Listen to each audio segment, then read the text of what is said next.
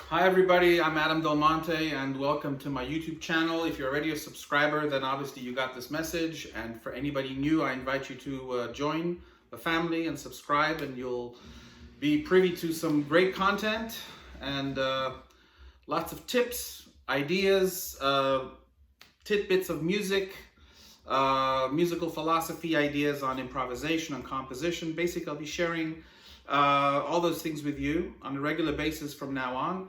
Obviously, this is the beginning of the coronavirus crisis, so we're all stuck at home here and thinking of ways to be creative and be useful.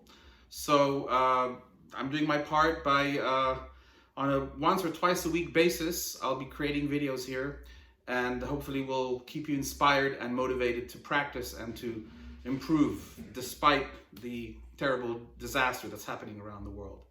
So this is just the very first video, and let's start with something that I've always wanted to share with everybody, is how to count and understand Fandangos de Huelva.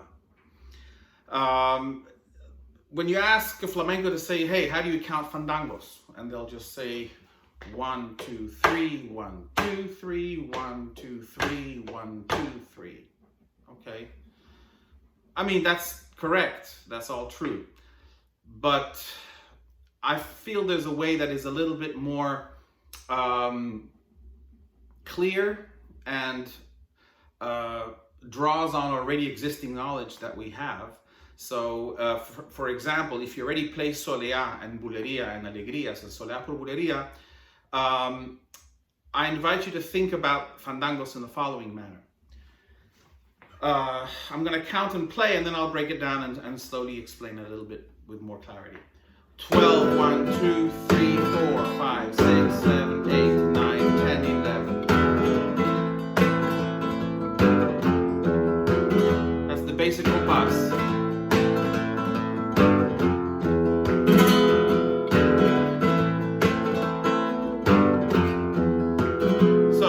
This is the typical cycle of Fandango, of just the basic compás. Now, if you count the typical 12 way of counting and you superimpose it into the Fandango, it's actually amazing to find out that the compás of the Fandango respects the main accents that we already know in Soleá and Alegrías.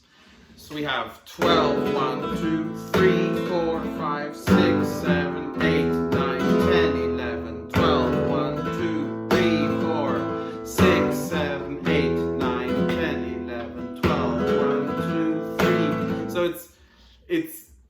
it's almost like counterintuitive in terms of counting it and thinking about it like Bulería or Soleá or Alegrías, starting on 12 in this case, because everything sounds backwards, kind of.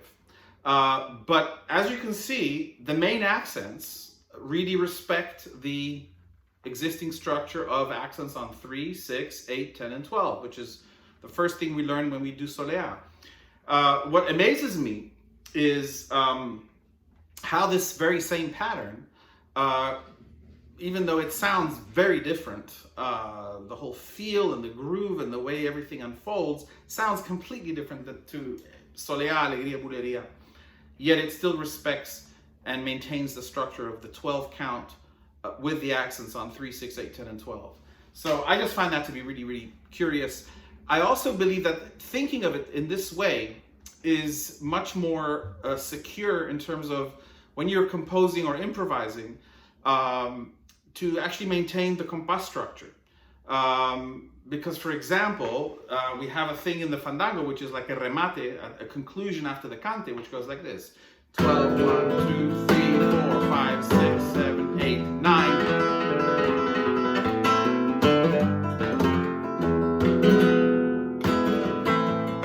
One more time without counting.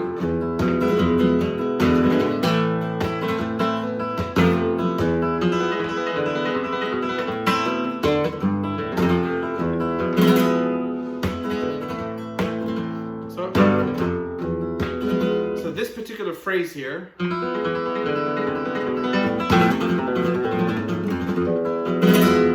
many different ways of ending it, but this particular arpeggio here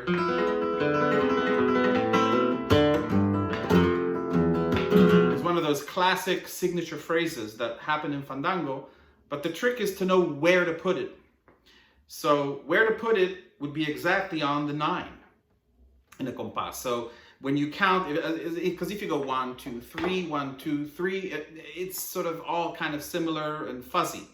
Whereas if you count 12, 1, 2, 3, 4, 5, 6, 7, 8, 9, 10, 11, 12, 1, 2.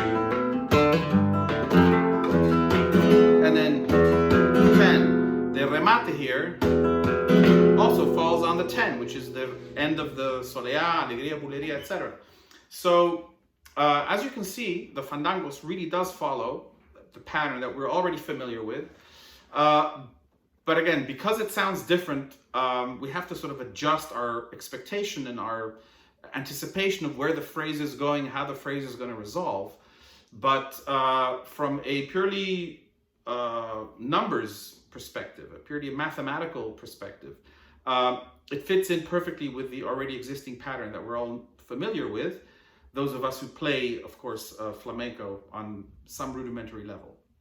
So let me explain a little bit, break down a little bit just the compás of the Fandango, okay? We won't go into too much detail. For that, if you're interested more in how to learn how to play Fandango, and I have a bunch of falsetas and compás patterns, please visit newlearningvision.com. As you know, this is the website that I have where I have many hours of lessons on there, among them the Fandango. So here's a little preview of what you can expect in those lessons. So here we go. I won't be counting, I'll just be breaking things down.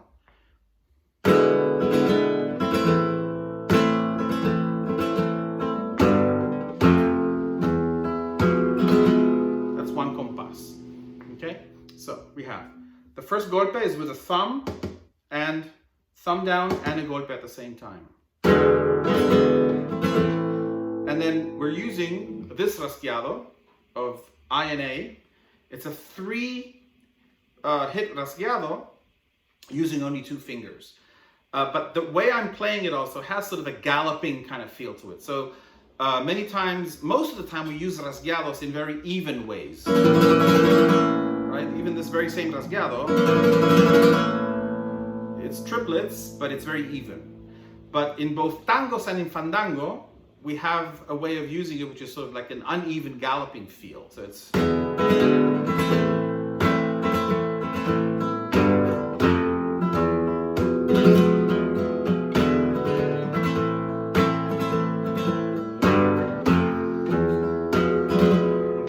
So let's break down some of the elements separately before we put them together in the context of this compás. So just practice this separately for a minute. Up, down, down. Up with the index, down with A, down with I. Index. So get the middle finger out of the way. Right? We're only using these 2. So notice how I changed the chord kind of in the middle of the flow of the harmony. It feels like it's in midstream. And that's kind of what's cool about Fandango. See, this is I find rhythmically really an interesting aspect. The change of chord happens in the middle of the rhythm, really, of the stream, of the pulse.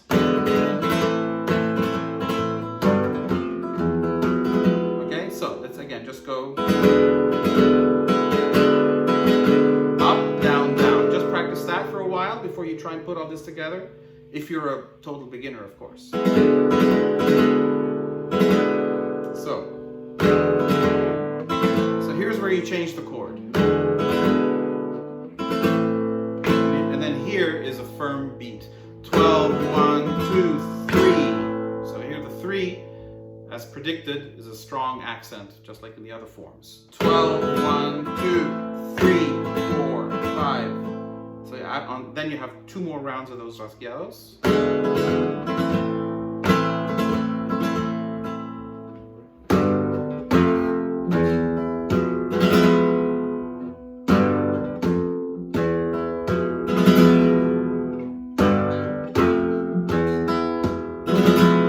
This rasgueado is a different kind of rasgueado. I call it the medium heavy rasgueado, because the really heavy one, the big one, is this one.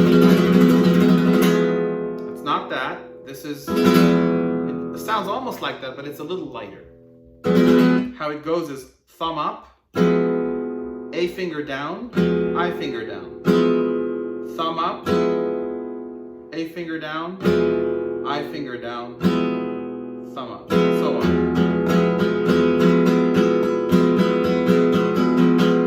And basically what generates the movement of this rasgueado is a combination of the fingers extending into position, plus with a little aid of your forearm and your wrist twisting together to give a little boost. And so you have to learn how to navigate how much muscle output or relaxation you inject into the motion of the rasgueado. So that's something that, again, I go into further detail about that on New Learning Vision. There's a whole package called the rasgueado package, which breaks down all these techniques in great detail. But for now, you can just pick this up from here. You know, just practice 1, 2, 3, 1, 2, 3.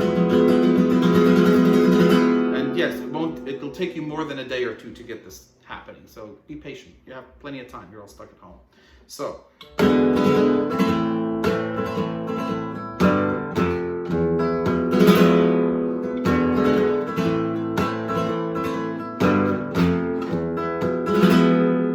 All right, that's Fandangos de Huelva. Join me on Patreon and become a subscriber on Patreon. There's different levels and different perks and bonuses to the different levels and different tiers that you can subscribe to. All the information is on there, and I'll see you guys in the next one. Wash your hands, especially under your nails.